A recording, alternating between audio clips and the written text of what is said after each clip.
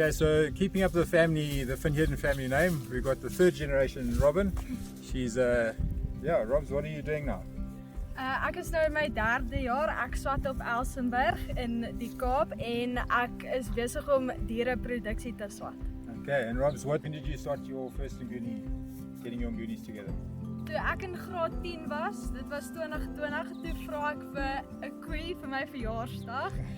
En toe kry ek een en toe koop ek dan ook een en dit is waar ek begin het.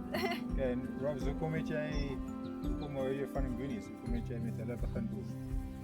Dis lekker omdat ek nie heeltyd hier is nie. Ek is ons nou in die Kaap.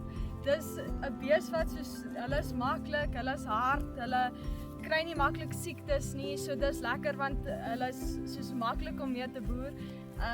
Ja. Okay, en jy boer hulle vir die vleis of vir die vel of wat? Ja, meestal vir die vleis, maar dis ook lekker want 'n mens kan ons nou die vel gebruik want hulle is baie mooi. So 'n mens kan die vel ook verkoop om soos in jou huis te sit of wat ook al, ja.